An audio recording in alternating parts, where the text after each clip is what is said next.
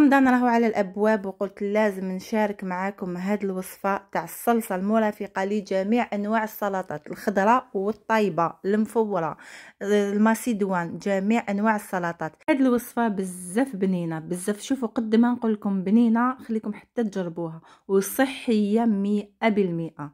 معناتها تاكلوها وانتم ضميركم مرتاح، وزيد تبنين لكم السلطات تبعكم ما يجوش صامتين. واللي دوقها عندكم رايح يطلب منكم الوصفه، ما عليكم غير ديروا حفظ للفيديو هكا باش تجربوها في الشهر الفاضل ان شاء الله.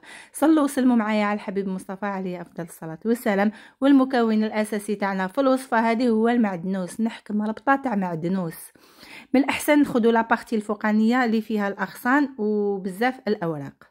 كاس تاع زيت زيتون، وعندي ربع كاس تاع قارص ليمون، عصير ليمون، وعندي خل يكون من الاحسن خل تفاح الطبيعي ولا خل يكون بيو.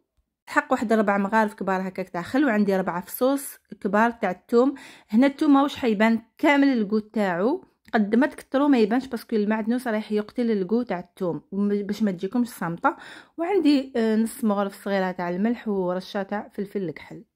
ندير كلش هنايا في طاس تاع البغا من الاحسن، ولا ديروا ريسيبيون ولا رشه خفيفه تاع فلفل الكحل تقدروا تستغناو عليها بالنسبه للناس اللي ما يحبوش الفلفل الكحل. انا بك يعني نحب الكو تاعو في لاصوص فينيغريت.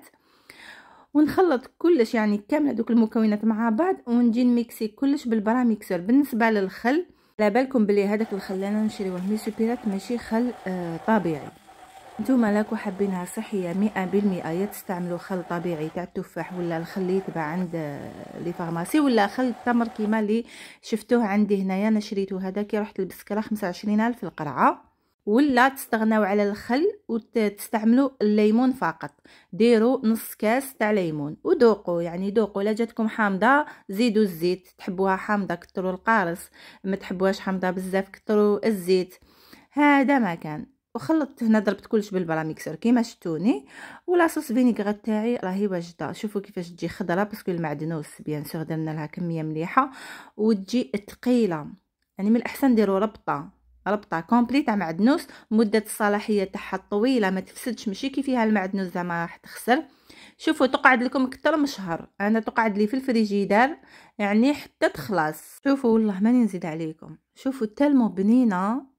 تولوا ميم اللي ما يحبوش لي سالاد يولوا ياكلوهم باسكو تولي لا سالاد تاعكم بزاف بنينه. وإلا تقالت لكم تشوفوها زعما كي تخبوها في الفريجيدار تولي شويه ثقيله، قبل ما تستعملوها خرجوها تدفى شويه بدرجه حراره الغرفه، تعاود تولي القوام تاعها، ولا تقدروا تخفوها بشويه زيت. ماذا بيا تاخذوا كيل صغير تاع الفنجان وتجربوها قبل رمضان، وتخليو لي رايكم في لي كومونتير.